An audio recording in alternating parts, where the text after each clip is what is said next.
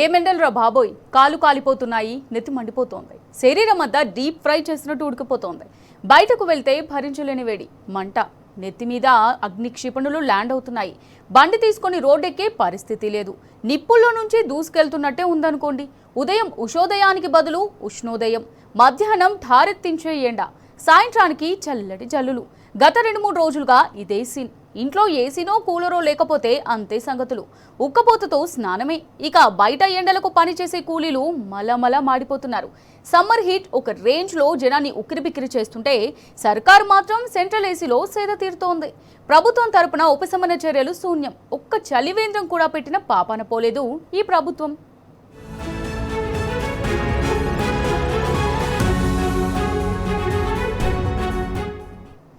Right గా దీనికి సంబంధించి మరిన్ని డీటెయిల్స్ మా రిపోర్టర్ అరవింద్ అందిస్తారు. అరవింద్, చెప్పండి, మరి ఎండలు ఇంత మండిపోతున్నా ప్రభుత్వం ఒక్క చలివేంద్రం కూడా ఏర్పాటు చేయకపోవడాన్ని ఏ విధంగా చూడొచ్చు? దీనికి సంబంధించి డీటెయిల్స్ ఏంటి? ఏదైతే తెలంగాణ రాష్ట్రంలో ఇప్పటికే గరిష్ట స్థాయిలో ఉష్ణోగ్రతలు కూడా నమోదవుతున్నాయి. ప్రధానంగా చూసుకుంటే ఎండ వేడి మాత్రం ఇప్పటికే 43 డిగ్రీ సెల్సియస్ ఉష్ణోగ్రతలు కూడా తెలంగాణ రాష్ట్రంలో నమోదవుతున్నాయి.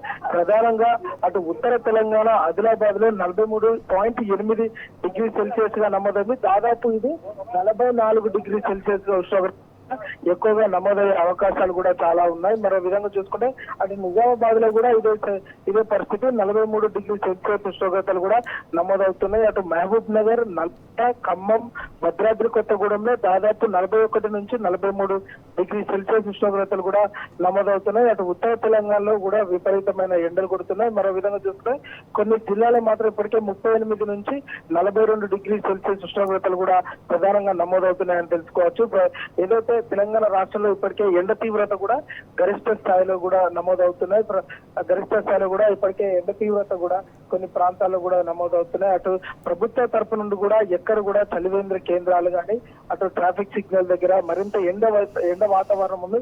దాన్ని కూడా అక్కడ ప్రజలకు ఉపశమనం లాగా గ్రీన్ మ్యాట్ కూడా వేయలేదు. అటు ట్రాఫిక్ సిగ్నల్ దగ్గర ఎక్కువ సమయం వేచి ఉండడంతో పిట్టల్లాగా జనాలు మారిపోయే పరిస్థితి కూడా కనిపిస్తుంది.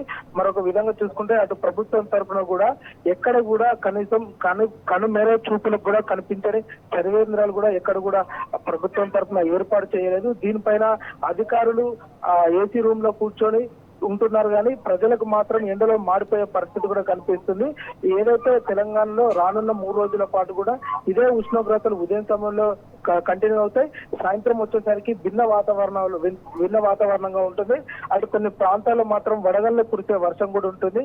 ద్రోణి ప్రభావంతో సంగారెడ్డి, వికారాబాద్, మహబూబ్ నగర్ ఈ ప్రాంతాల్లో ద్రోణి కారణంగా కూడా పలు ప్రాంతాల్లో వడగళ్ల వర్షం కూడా ఎక్కువగా ఉండే అవకాశం ఉన్నది. పొద్దున సమయంలో మాత్రం ఉక్కపోత వాతావరణం, మధ్యాహ్నం 12:30 నుంచి సాయంత్రం 3 గంటల వరకు విపరీతమైన ఉష్ణోగ్రతలు కూడా నమోదయ్యే అవకాశాలు కూడా ఎక్కువగా ఉన్నాయి.